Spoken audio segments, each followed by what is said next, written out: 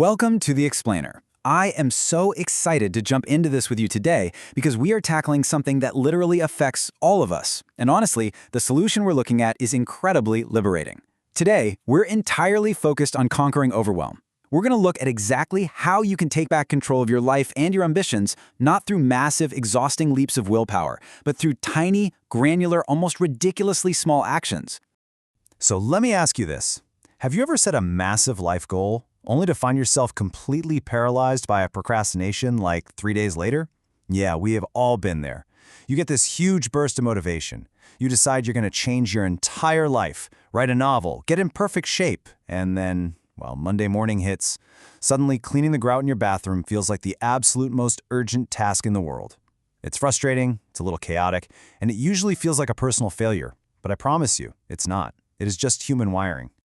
Okay, let's dive into this and untangle the problem together.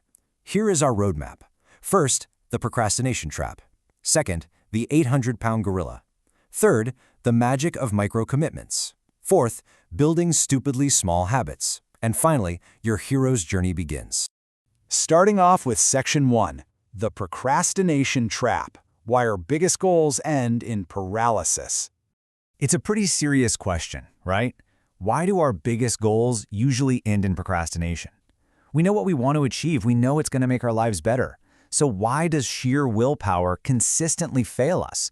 Why does imposing this heavy list of shoulds and have-tos upon ourselves cause us to just freeze up entirely? Well, think of it like this. Inside your mind, you've got two characters locked in a constant battle. First, you have the rational decision maker. This is the smart you. It plans ahead, it wants to be productive, and it genuinely tries to do the right thing. But right next to it is the instant gratification monkey. And this part of you, it lives purely in the present moment. It seeks immediate comfort, it avoids anything difficult, and it is an absolute master at distracting your rational decision maker with time-wasting activities. When that instant gratification monkey takes the wheel, we experience these super overwhelming symptoms. We develop a deep fear of change and growth. We fall right into perfectionism, basically believing that if we can't do it perfectly, we just shouldn't do it at all. We numb ourselves with screens or mindless habits. We get trapped in chronic indecision. And ultimately, this avoidance just goes on until the chaotic panic monster wakes up at the last possible second, forcing us to cram through our tasks in a state of sheer terror. Let's be real, it is a miserable way to live. Which brings us to Section 2. The 800-pound gorilla, the unseen force driving your habits.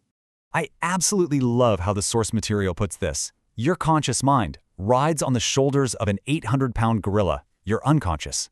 So the crucial point here is this. Your conscious mind, your rational decision maker, might desperately want to go left. But if the 800-pound gorilla of your unconscious mind wants to go right, well, guess what? The gorilla goes where it wants to go. You cannot simply bully it with willpower. So why exactly does this gorilla rebel? Well, your unconscious mind is fundamentally designed to keep you safe and comfortable.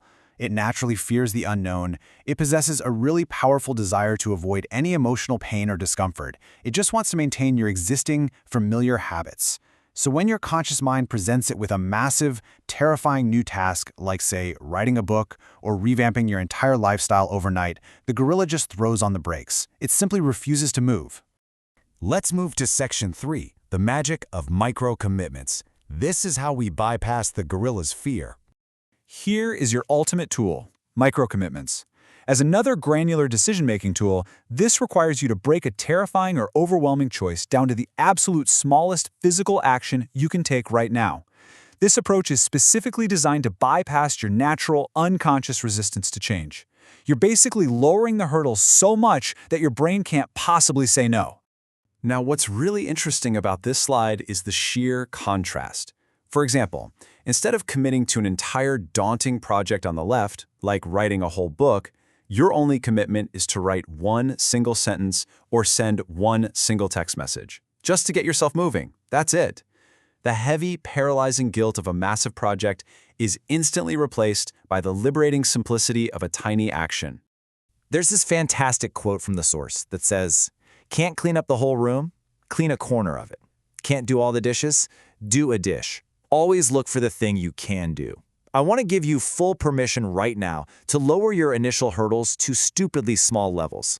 action inspires effort. Once you start with that one single dish, you are very likely going to do a second one. Never, ever forget this metric. 1% beats 0% every single time. Little wins pave the way for bigger wins by drastically reducing the need for massive willpower. When you rely on micro-commitments, you aren't trying to move mountains. You are just picking up a single pebble. And over time, those pebbles really do add up. All right, Section 4.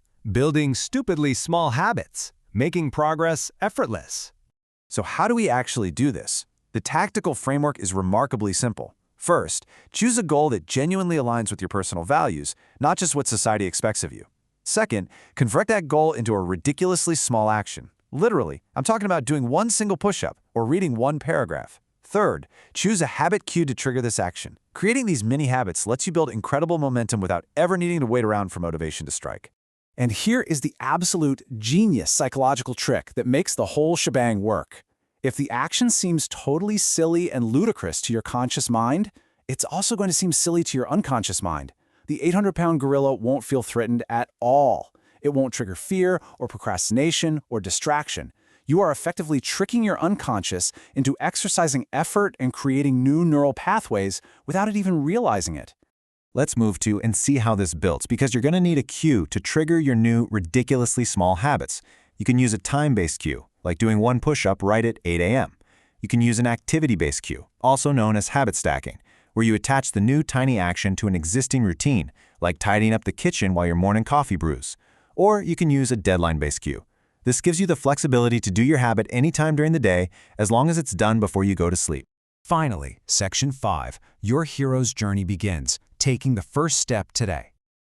To really lock these micro-commitments into your daily life, you want to use what the source calls implementation intentions. These are simple if-then statements that allow you to pre-decide your actions. For example, if I feel tired, then I will stretch. Or, if I'm overwhelmed, then I will work on just a small part of the task.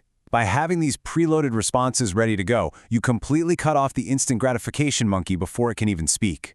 When you're feeling conflicted or stressed or just completely paralyzed by the scale of everything in front of you, you've got to simplify your choice down to this one powerful mantra: do the next right thing. It instantly reduces time down to the present moment. And remember, sometimes the next right thing is just a ridiculously small action. So, as we wrap up this explainer, I want to leave you with this final provocative thought. Think about that daunting project you've been avoiding all week.